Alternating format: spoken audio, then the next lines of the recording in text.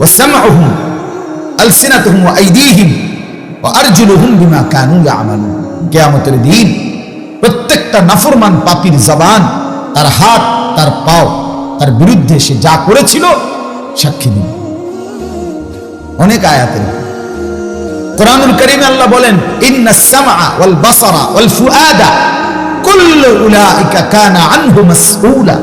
নিশ্চয়ই কান, চোখ এবং দিল, ভেতরের অন্তর, সেটাও আমি আল্লাহ তাআলার সামনে জিজ্ঞাসিত হবে। আমি প্রশ্ন করব, কথা বলবো। সেই চোখ, কান এবং অন্তর আমি আল্লাহর প্রশ্নের উত্তর দিব। কোরআনে আছে, আল ইয়াউমা নাখতিমু আলা আফওয়াহিহিম। আমি আল্লাহ কিয়ামতের দিন মিথ্যাবাদী তার জবান বন্ধ করে দেব। মিথ্যাবাদী ওয়ালাউ আলকা মাআদিরা, কোরআনে আছে মিথ্যাবাদী হাসরের ময়দানে টাল বাহানা করবে। যখন কথা চালু আছে মুখ হেতে সংযম কথা বলবে, মিথ্যা কথা বলবে। এই হাসরের ময়দানে বাটফার, হেন বাটফার, সিটার একবারে জায়গা হেন, এই জায়গা তো সিটা। সে আমলনামা দেখে বালিল ইনসানু আলা নাফসিহি বাসীরা ওয়ালাউ আলকা মাআদিরা। আল্লাহ বলে মানুষ তার নিজের আমলনামা দেখবে নাফরমান, আর দেখে ওজর পেশ করবে, আপত্তি করবে। আল্লাহ এটা আমার না, আচ্ছা আমি তো মিশা কথা কইছি, অস্বীকার করতাম না, কিন্তু এইভাবে বুঝি মিশা কথা কিছু নাই। কিটা লিখে দিচ্ছি সব আবেদন, বুঝেন নাই? সুদ খাইছি আমি, ঠিক আছে সুদ খাইছি আমি, ফিরতাম না অবশ্যই, কিন্তু এইভাবে বুঝি 10টাতেও বুঝি বালাটিয়া নাই। কি কন না কোন কারি দিয়ে লেখাইছেন আল্লাহ, তে বেড়া বুঝি খালি পাইয়ে লিখ খেলাইছে সব। তে আমার জিগাইছে সব টাকার ব্যাপারে, হে বুঝছে কিছু? এই সমস্ত 6-9 বাটপারি কথা বলতে চাই। আল্লাহ এত মিথ্যা কথা আমি বলি নাই, আমি বেডি চাইছি ঠিক আছে, কিন্তু এইভাবে না। আমি নামাজ পড়ি নাই, কিন্তু শুক্রবারে তো 2 রাকাত পড়ছিলাম, এইটা কো এইটাই তো বোঝা যায় ফেরেশতা যে সদর বদর করছে, ওটা তো শুক্রবারেরটাও লিখছে না। শনিবার রবিবার দেখে নাই, বুঝলাম আমি পড়ি নাই, কিন্তু শুক্রবারে যে আমি 2 রাকাত পড়ছি এটা কই? আল্লাহ বলবে, কি ও ফেরেশতা, ঘটনা কি? আমার বান্দা 2 রাকাত করো, শুক্রবারেরটা। ফেরেশতা বলবে, আল্লাহ ওযু আসিল না, এরম যে জিমাইছে উৎকালাইছে কত আগে ওযু আইয়ে যা। তামাশা করে হাসি দিয়ে বললাম আর কি। অসংখ্য মানুষ তার ফরজ গোসল আদায় হয় না, অসংখ্য মানুষের পবিত্রতা সহি শুদ্ধভাবে হয় না। তো যার পবিত্রতা হয় না, যে পবিত্র শরীয়ত সম্মত ভাবে হয় না, খোদার কসম তার নামাজ একটিও কবুল হয় না। সে যদি কাবা ঘরের ছাদে গিয়েও নামাজ পড়ে, তার নামাজ হবে না। লা তুকবালু সালাতুন বিগাইরি তুহুর, পবিত্রতা অর্জন ব্যতীত কোন নামাজ কবুল হয় না। তো আল্লাহ তাআলা যখন বলবে সে মিথ্যা কথা বলতে শুরু করবে, তো আল্লাহ তাআলা বলবে, ফেরেশতা দেখ তার মুখে বন্ধ কর, মোহর মেরে দে, একদম সুপার গ্লু লাগাই দে তার মুখ। তো আল্লাহ তাআলা বলেন, তোমার মুখ জবান বন্ধ করে দেয়া হবে। অতুকাল্লিমুনা আইদিহিম ওয়া তাশহাদু আরজুলুহুম, তোমার হাত, তোমার পাও বিমা কানু ইয়াকসিবুন, যা কিছু করেছো তা আমি আল্লাহর সঙ্গে কথা বলবো। অতএব বাপ আমার, বন্ধু আমার, এটাই আমার প্রথম কথা, নিজের দেহের দিকে নজর দিন। মোবাইল সাজাইয়া লাভ নাই বাপ, এটা মনে রাখেন দোস্ত, ছেলেরা, আমি সবাইকে বলতেছি, নওজোয়ান, এটা অনেক বড় একটা অধঃপতন আমাদের। এটা সম্মোহন, এটা একটা জাদু, এটা একটা মোহ, এটা একটা মায়া জাল। আজকের প্রজন্ম, তোমরা যারা নওজোয়ান, তোমাদেরকে বেঈমান সম্মোহন করেছে, মোহে ফেলছে, তোমরা ধোঁকা খাইছো, তোমরা প্রতারিত হয়েছ। বেঈমান তোমাদেরকে মাথা ঢুকাইছে। 24 ঘন্টা তুই অপদার্থের কাম হইল, শুধু একটা বড় মোবাইল হাতে রাখবি, আর ডানে বামে উঠতে বসতে যা পাবি, কুত্তা, বিলাই, শূকর, মানুষ, গরু, ছাগল, হাঁস, মুরগি, বেড়া, বেডি, জোয়ান, বুড়া, সাদা, কালো, শুধু ছবি উঠাবি, তোর নিজের ছবি উঠাবি 1000 আইটেমে, একবার বিভিন্ন আইটেমে। এই অসভ্য মানসিকতা, ফালতু মানসিকতা, এই ফালতু কাম তোমারে ধরায়া দিছে বেঈমানে। সম্মোহন তোমারে ধোকা দিছে। তাহলে সুস্থ স্বাভাবিক মানুষ, কোন সুস্থ স্বাভাবিক ছেলে মানুষের বাচ্চা এইভাবে ছবি তোলে না। এটা কোনো কথা হইতে পারে না। এটা পাগল হইতে পারে, মাতাল হইতে পারে, প্রতিবন্ধী হইতে পারে। প্রতিবন্ধী যে নিজেই নিজের চেহারার দিকে তাকায়, প্রতিবন্ধী এমনই হয়, হাসে, নিজেই হাসে, নিজেই হাসে, নিজে। আজকালকে আমাদের সম্মেলন ছিল কাবিলা, শাহিদ গামাল, একটা ছেলে মানসিক সমস্যাওয়ালা ছিল। ওই যে এই ছেলেটা দেখছেন না, এই ছেলেটা ওই আমাদের যে আয়োজনের যে এখানে রুম আলাদা, ওইখানে বসা ছিল একটা ছেলে। আমি নিজে অনেকক্ষণ তাকায় দেখছি, সে নিজে নিজে হাসে, এরম হাত তোলে, এরম করে। আরে একবার সোফার থেকে নড়ে নিচে বসে, আবার উপরে বসে, আবার একটু চাপ দিয়ে বলে, কেমন জানি করে।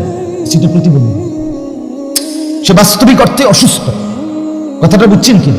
এটা তো একটা প্রতিবন্ধীর কাজ। ওই দেখেন, ওই ছেলেরে দেখেন, ওই দেখেন, ওই অপদার্থরে দেখেন। না, এটাই তো বাস্তবতা। কান অচল, কি বলতেছে এটা কোনোভাবে তাদের মাথায় নাই। আমার সন্তানদের কথা হলে আমি যেটা বুঝছি এটাই কথা, ডানে বামে পৃথিবীতে আর কোনো কথা নাই।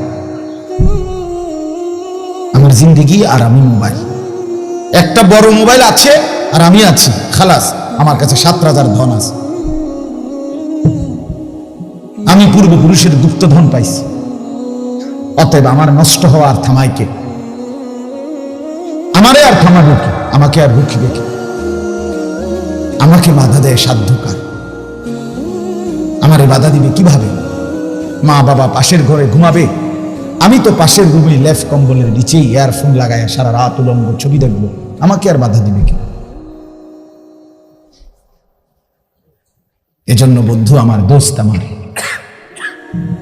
এটা শেষ পর্যন্ত ক্ষতি করুন। আমি বললাম ভাইয়া, হায়াত আল্লাহ তোমারও দেখ, দোয়া করি। আগামী দোস্ত, তোমরা যারা নওজোয়ান, 16 বছর, 17 বছর, 20 বছর, 18 বছর, আল্লাহ যদি হায়াত দেয়, তুমি হয়তো আরো 30 বছর, 40 বছর বাঁচবে আল্লাহ চাইলে। চাচারা হয়তো চলে যাবে, তো তোমরা তো আরো বাঁচবে ইনশাআল্লাহ আল্লাহ চাইলে। এইভাবে বাপ আগামী 40 বছর এই অপদার্থ জিন্দিগি দিয়া পার হবে না। অনুরোধ বাপ, আমার এই একটা কথা মনে রাখো, এইভাবে 2 আঙ্গুলে মোবাইল টিপা আর সারাক্ষণ এই চুল আর এই সারাক্ষণ নিজে নিজে চিৎকার করে। আমি অনেক 2-1 যে হাইওয়ে হোটেলে মাঝে মধ্যে কোনো সময় ঢুকছি, যতবারই দেখছি মানে নিজে নিজে জোরে চিৎকার মারে, বলা ভূত দেয়, পাগল যে, হ্যাঁ প্রতিবন্ধী। এইভাবে এই অসভ্যতা, এই নোংরামি, যেখানে সেখানে গাড়ি ঘোড়া, ব্রিজ, কালভার্ট, রাস্তার পাশ। সেদিন আমি জানাজায় যাচ্ছি, এক জায়গায় জানাজায় শত শত মানুষ, একজন প্রভাবশালী লোক মারা গেছে কুমিল্লা ক্যান্টনমেন্টের ওইদিকে, ওনার জানাজায় যাচ্ছিলাম একটা রাস্তা দিয়া। ওইখানেই একটা প্রাইভেট ইউনিভার্সিটি বা কলেজ ছুটি হয়েছে, ওই সময়টায় জানাজায়ও যাচ্ছে লোকজন। এর একটু আগে মনে ছুটি হয়েছে, রাস্তার 2 পাশে অসংখ্য ছেলে, এখান দিয়ে মানুষ যাইতে আছে জানাজার জন্য, 2 পাশে ছেলে মেয়ে, শুধু একটা আরেকটা ছবি উঠাইতেছে, একটা ধাক্কা মারে, একটা ঠেলা মারে, চিৎকার মারে। মানে এখানে যে কোনো মানুষ যাচ্ছে, এই জন্তু জানোয়ারদের এই ফিকির নেই। এখানে মাইকে বলতেছে যে জানাজার, আর সবাই তাড়াতাড়ি আসেন, তাড়াতাড়ি, বুঝছেন না কথা? আমরা যাচ্ছি এদিক দিয়ে 2 পাশে, মানে এই রাস্তাটার উপরে। আহারে মুসলমান, এটা কোনো কথা হইল? এই অসুস্থতার শেষ কথা। যুবক ভাই বলো, তোমরা বলো, তোমার এই ছবি তোলার শেষ কথা কে দেখে? তোমার এই সমস্ত ফালতু ছবি কে দেখে? কি তো দেখে, কি দেখবে তোমার? তুমি যেরকম মুত্তা ফানি লয় না, এরকম তো বহু অপদার্থ মুত্তা ফানি লয় না, তোমার আর আলাদা সাইতে দিতে। তুমি যেমন একটা সেজদা দাও না, এটা তো অসংখ্য নাফরমানের জীবনে এমন, তোমার আলাদা কি দেখবে? তোমার চুলের এই ফ্যাশন, এরকম তো লক্ষ লক্ষ যুবকের এই ফালতু চুলের ফ্যাশন, যেটা ইহুদি, খ্রিস্টান, মুশরিকের ফ্যাশন, এটা তোমারটা আলাদা দেখার কি আছে? কি দেখবেন? এই জন্য বাপ আমি শক্তভাবে বলব, আমার ছেলেরা, আমার বাবারা, নওজোয়ান, তোমরা বুঝতে শিখো। বড় মোবাইল প্রয়োজন থাকতে পারে, অফিসিয়াল কাজে, ব্যাংকের কাজে, চাকরির কাজে, ব্যবসার কাজে, বিদেশের যোগাযোগের কাজে। হ্যাঁ, যেটা প্রয়োজন, যেটা জরুরত, সেটাকে প্রয়োজনেই সীমাবদ্ধ রাখি। কিন্তু দুই আঙ্গুলে দিবা নিশি এটা টিপা সারা দেশের পাগল ছাগলের, গরু ছাগল সবকিছুর ছবি তোলা, এটা কি জরুরি বলেন? এটা কোনো কথাই হইল? একটা সুস্থ স্বাভাবিক মানুষ এরকম হয় কিভাবে? প্রয়োজন প্রয়োজনকে প্রয়োজনের জন্যই রাখি আমরা। কম্পিউটার প্রয়োজন, তো প্রয়োজনকে প্রয়োজনের জন্য রাখি। বড় মোবাইল প্রয়োজন, তো প্রয়োজনকে প্রয়োজনের সীমাবদ্ধতা রাখি। বড় মোবাইল দ্বারা আমাদেরও তো ব্যক্তিগত অনেক প্রয়োজন পূরণ হয়, কাজে লাগে কখনো কখনো, সেটা তো জরুরত। এই জন্য আমি আবারও অনুরোধ করছি, ছেলেরা, বাবারা, সবাই আমরা অল্প একটু, আমি কোরআন কারীমের 2টা আয়াত মাত্র পড়ছি, এই 2টা আয়াতের তর্জমা শোনাবো অল্প একটু। আর সময় রাত একেবারে কম হয় না। আমি এই শক্ত কথা আগে বলে নিছি শুধু মনোযোগের জন্য। এই মোবাইলটা যদি হাতে থাকে, এটা শান্তি থাকতে দিবে না রে বাপ। আমার সন্তানরা, আমার ভাইরা, আমার বন্ধুরা, বিশ্বাস করো, আগামী দিনে তুমি পৃথিবীতে আরামসে থাকতে পারবে না। এত খামখেয়ালি মানুষ পৃথিবীতেও কোনো কামে লাগে না। এই পৃথিবীতে যারা শিল্পপতি, এই পৃথিবীতে দুনিয়ার লাইনে যারা কোটিপতি, এই দুনিয়ার লাইনে যারা সফল মানে আর্থিকভাবে, এরাও সীমাহীন কঠোর পরিশ্রম মেহনতের বিনিময়ে এই পর্যায়ে পৌঁছে। এইভাবে খামখেয়ালি নিজে নিজে হাঁটে, নিজে নিজে কথা বলে, 3 ঘন্টা 8 ঘন্টা 10 ঘন্টা আড্ডা দিয়া পৃথিবীতে কোনো মানুষ দুনিয়ার লাইনেও উন্নতি করে নাই, আখিরাত তো দূরে থাকে। ফামান তালাবাল উলা সাহারাল লায়ালি। আমরা আরবিতে বারবার এই কবিতা পড়ছি ছাত্র জীবনে, আমাদের উস্তাদরা শুনাইছে। শোনো, আমাদেরকে বলছে উস্তাদরা, ছাত্র জীবনে যে বড় হতে চায় তাকে বহু রাত জাগতে হয়, বহু রাত জাগতে হয়, বহু রাত কুরবানি করতে হয়। রাতের পর রাত বিরামহীন পরিশ্রম একদিন তাকে কাঙ্ক্ষিত লক্ষ্যে পৌঁছিয়ে দেয়। আরবিতে বলে মান যারা হাসাদা, যে চাষ করে ধান বনে সেই কয়দিন পরে ফসল কাটে। নাকি কথা বুঝেন নাই? এখানে মনে করেন 10টা ক্ষেত, 9 জন ক্ষেতওয়ালা গত 2 মাস আগে ধান লাগাইছে, আজকে 3 মাস মাথায় পাইকা যাওয়াতে ওরা ওদের ধান কাটতে গেছে। একজন ক্ষেতওয়ালা গত 3 মাস আগে ধানও লাগায় নাই, কোনো পরিচর্যা কিছুই করে না। এখন যখন সবাই কাশি লইয়া ধান কাটতে যাচ্ছে, এবারও কাশি লইয়া খেতে কি আমনে কই যান ধান কাটবো? কোনানে ধান কাটবেন? আমার খেতে ও গিয়ে দেয়, আরে আমি তো ধানই লাগাইছি না, আমি কাটবো কি? কথা বুঝেন না? যে লাগায় নাই সে কাটবে করতে, যে মেহনত করে নাই সে সফলতা পাবে করতে, যে পরিশ্রম করে নাই সে সফলতা পাবে কোত্থেকে বন্ধু বলেন? অতএব এটা মান জাদ্দা ওয়াজাদা আরবিতে বলে, এগুলি প্রবাদ, যে চেষ্টা করে সেই পায়। সৈয়দ আবুল হাসান আলী আন-নদভী রাহমাতুল্লাহ আলাইহি উনি বিখ্যাত একটা কথা বলছেন, ভারতের বিশ্ববিখ্যাত বুজুর্গ ছিলেন। তিনি বলছেন যে শোনো, ধান কাটার সময় ধান বুনতে নাই, ধান আগে বুনতে হয়। ধান কাটার সময় না, ধান কাটার সময় ধান কাটতে হয়। ফসল তুলবার সময় ফসল লাগাইতে নাই, লাগাইলে হবে না, সিজন আছে, মৌসুম যদি কেউ ধরতে না পারে সে ব্যর্থ হয়। বন্ধু আমার, এটা যে কোনো ব্যবসায়ীকে আপনারা বলেন, জিজ্ঞাসা করেন, যুবক ভাই তোমরাও জিজ্ঞাসা করো, মৌসুম ধরতে হয়, মৌসুম চিনতে হয়। আমার এখন ব্যবসার মৌসুম, আমাকে এখন সিজন। দোকানদাররা, ব্যবসায়ীরা বিভিন্ন, যেমন কারো কাপড়ের একটা মৌসুম আছে, কারো আপনার কাঁচা পণ্যের একটা মৌসুম আছে, সিজন ধরতে হয়। সিজন যদি কেউ ধরতে পারে, মৌসুম ধরতে পারে ঠিক মতো, তাইলে সে ব্যাপকভাবে লাভবান হয়, সে ব্যবসায় প্রফিট করতে পারে। আনসিজনে কি করা যায় আমার বন্ধু? ইবাদতের সিজন, জীবন গড়ার সিজন, নিজেকে গড়ে তোলার সিজন, খোদার কসম যৌবনকাল। এ সময় যে নষ্ট হয়ে যায় সে আর দাঁড়াইতে পারে, সে আর ফিরতে পারে, এটা কঠিন। এজন্য এখন হাত পাও, চোখ, নাক, কান, শরীর সবকিছু সুস্থ সবল মেহনতি কর্ম, সে চাইলে পারে। নওজোয়ান চাইলে গড়তেও পারে, ধ্বংসও করতে পারে। সেদিন রাতের 2টা বাজে আপনার, আমি ব্রাহ্মণবাড়িয়া এক জায়গায় আমার মাহফিল ছিল গত 2-3 দিন আগে। তো রাতের 2টায় বয়ান শেষ হওয়ার পরে খাইয়া দাইয়া আমি যখন রওনা দিছি, অনেক ভিতরে রাস্তাঘাট খুব ভাঙ্গাচোঙ্গা, নিঝুম এলাকা। তা আমি বললাম যে, একজনে জিজ্ঞাসা আর কি আমার, যাইতে পারবেন তো ইনশাআল্লাহ? আমি বললাম পারবো। কিন্তু বাইর হইয়া ঘরের থেকে দেখি রাস্তার দাঁড়ায় আছে 4টা ছেলে সি ইঞ্জিনিয়ার। কি ভাই তোমরা? কজর আমরা সি ইঞ্জিনিয়ার আসছে আপনারে মেন রোডে দিয়ে। আমি আরে কি কর তোমরা এত রাত আবার ফিরবা কেমনে বাবা? দরকার না না হুজুর, আমরা পারবো, আমরা কোনো অসুবিধা না, আমরা আপনার গাড়ির সামনে আছি। পারলামে না তা করে ফিরাইতে, নওজোয়ান যাবেই যাবে। তখন আমি বললাম আমার সাথে, হ্যাঁ এরই বলে নওজোয়ান, সে পারবে, ঠিকই পারবে। কিন্তু বয়স্ক লোক পারতো না রাতের 2টা বাজে এই ঠান্ডায় এই 7-8-10 কিলো রাস্তা, ভাঙ্গা রাস্তা আমার দিয়ে আসতে। কিন্তু জোয়ান ঠিকই পারে।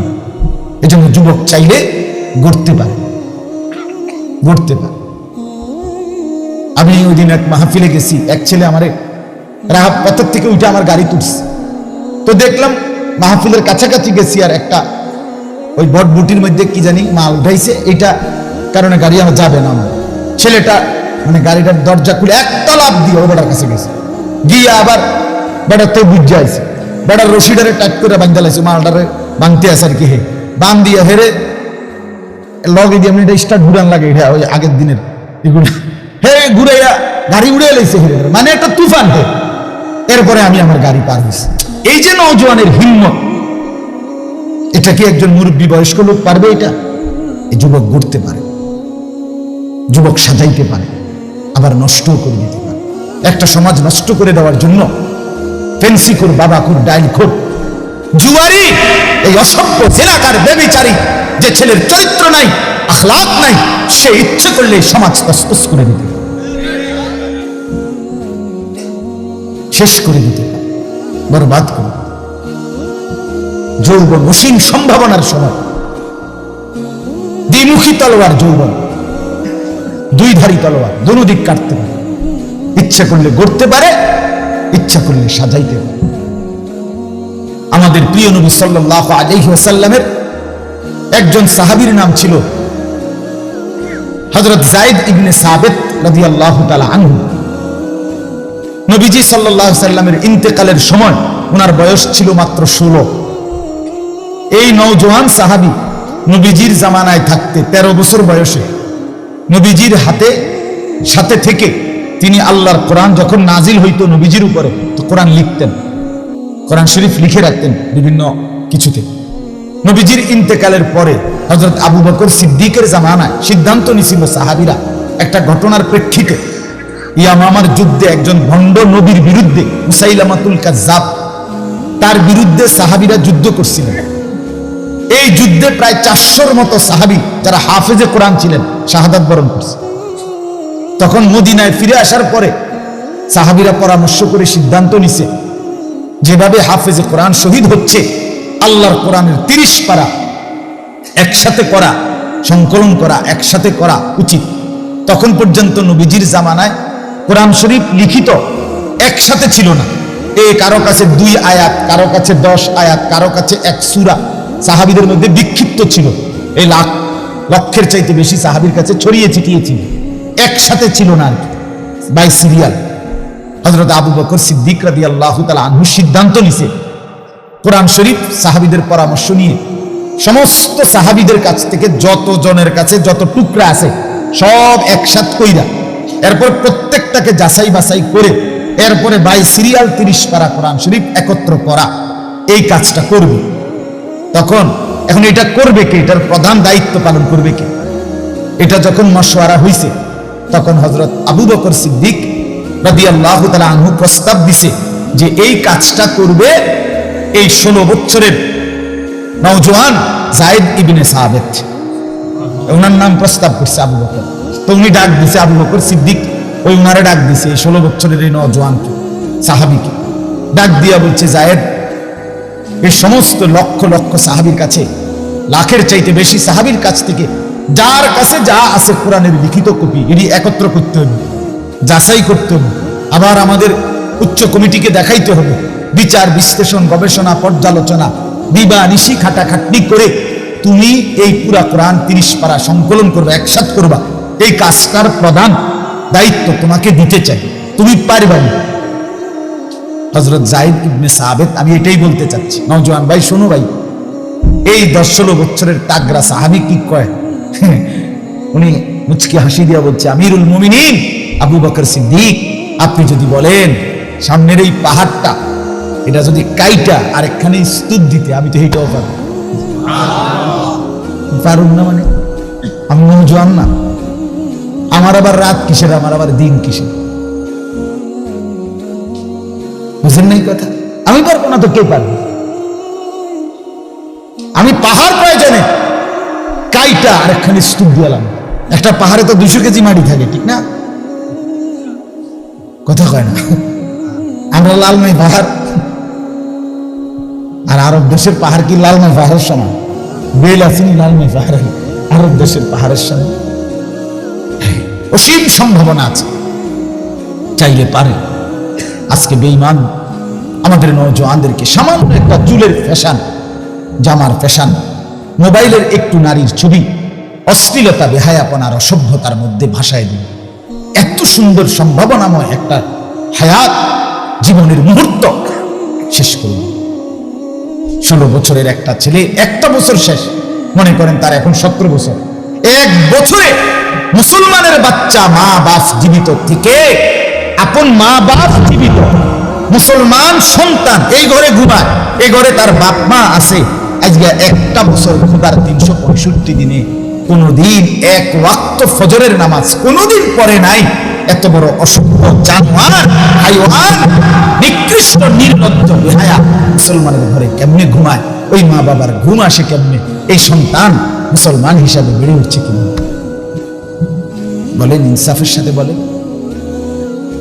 বলেন না বাবা আপনাদের সফলতা কোথায়? অভিভাবক যে কয়জন আছেন বলেন, জিন্দেগি মানে কি আসলে? ছেলেটা 1 ওয়াক্ত নামাজ পড়ে না, এই আপনার জিন্দেগি তাইলে সফলতা? মেয়েটা টোটালি পর্দা করে না, মহিলা আপনার স্ত্রী পর্দা করে না। আহা, যে নারীর পর্দা নাই, যে নারীর পর্দা নাই, যেই কন্যার পর্দা নাই, যেই বোনের পর্দা নাই, যেই মেয়ের পর্দা নাই, সে কোনো নারী না, সে কোনো মহিলা না, সে মহিলাও না, সে মহিলার জাতও না। বেপর্দা নারী মহিলা না, বেপর্দা নারী নারী না, বেপর্দা নারী শোপিস, বেপর্দা নারী উপভোগের পণ্য, বেপর্দা নারী প্রদর্শনের বস্তু, বেপর্দা নারী অন্যের উপভোগের বস্তু। এটা হইতে পারে, নারী হইতে পারে না। রাসূলুল্লাহ সাল্লাল্লাহু আলাইহি ওয়াসাল্লাম বলছেন, নবীজি বলছেন, আল মারআতু আওরাতুন, নারী বলে কাকে?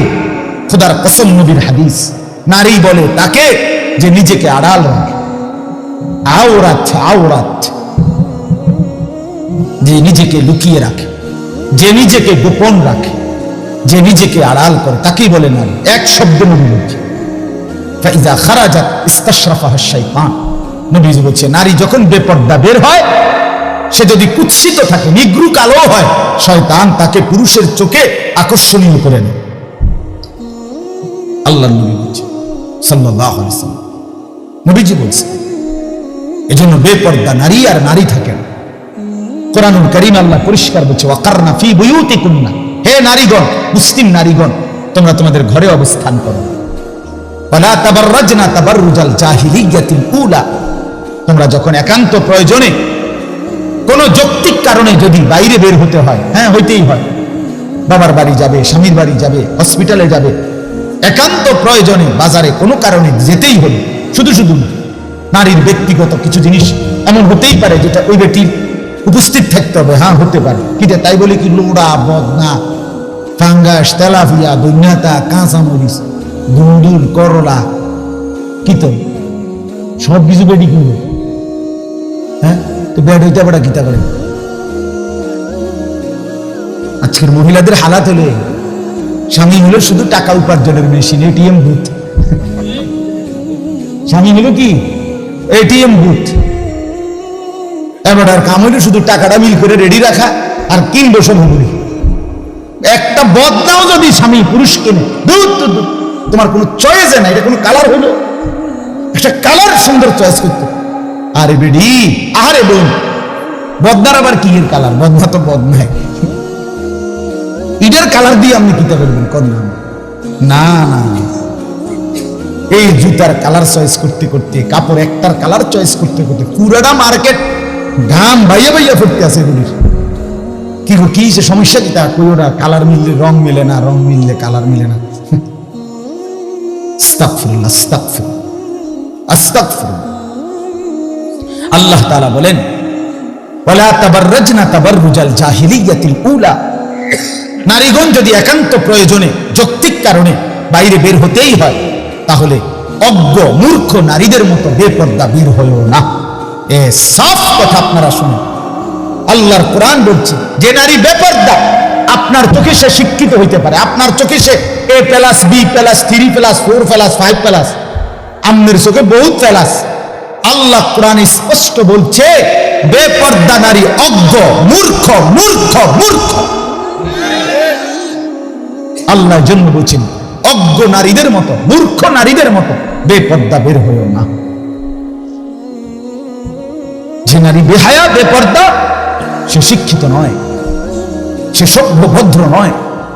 যে রূপের ফেরি করে, যে যৌবনের ফেরি করে। আল্লাহ তাআলা এরপরে বলেন, ওয়া আকিমনাস সালাহ, নারীগণ 5 ওয়াক্ত নামাজ আদায় করো।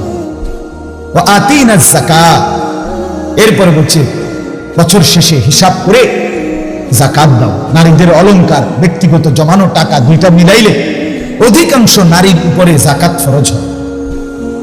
আকসার, শতকরা 99% মহিলাদের উপরে বর্তমান জামানায় যাকাত ফরজ হয়। এখন প্রত্যেক নারীর কাছে, নারীদের কাছে আপনার স্বর্ণ গহনাও আছে, ব্যক্তিগত জমানো টাকাও থাকে। এখন বেডে তাই না থয়ে হেবুড়ির কাছে, হেবুড়ি গন্যা টন্যা মিলাইয়া দেয়। ধরো বদনা কিনবা এত টাকা, লোড়া কিনবা এত টাকা, ফুলকপি 3টা লইবা, ফাতাকপি 1টা লইবা, আই যাও টাকা দিয়ে দিস। মেন হিসাব নারীর কাছে। যাই হোক, তো এই নারীর কাছে ব্যক্তিগত জমানো টাকা আর গহনা, গায়ের এই যে হাতের চুড়ি, কানের দুল, গলার হার, হ্যাঁ, এগুলোর কারণে এবং ওই জমা টাকা দুইটা একত্রে মিলাইলে 1 বছর পরে নারীর উপরে যাকাত ফরজ হয়। এটা আরো লম্বা মাসআলা, আপনারা আপনাদের ইমামদের কাছ থেকে জেনে নেবেন। আল্লাহ বলছে এখানে আতিনাজ যাকাত, সরাসরি কোরআনের আয়াত। আল্লাহ বলছে, নারীগণ বছর শেষে হিসাব করে যাকাত দাও। ওয়া আতিনাল্লাহ ওয়া রাসূলা, আর এরপরে আল্লাহ বলেন, প্রত্যেক নারীকে তোমরা আল্লাহ এবং তার রাসূলের আনুগত্য করো। আল্লাহ বলে, এই যে এগুলো তোমাদেরকে কেন করতে বলছে? সুবহানাল্লাহ। নারীকে আল্লাহ বলতেছে যে, হে নারী, মুসলিম রমণী, তোমাকে আমি বলছি ঘরে থাকো, বেপর্দা বের হইও না, 5 ওয়াক্ত নামাজ পড়ো, বছর শেষে হিসাব করে যাকাত দাও, আল্লাহ রাসূলের আনুগত্য করো। এই 5টা কথা কেন বললাম? আল্লাহ কোরআনে বলেন, ইন্নামা ইউরিদুল্লাহু লিইউযহিবা আনকুমুর রিজসা আহলাল বাইত ওয়া ইউতাহহিরাকুম তাতহীরা। আল্লাহ বলেন, নিশ্চয়ই আমি আল্লাহ চাচ্ছি এই পবিত্র, সতী সাধ্বী, দিনদার, নেককার নারীর মাধ্যমে তার পুরা ঘর, ফ্যামিলি পবিত্র করে দিতে।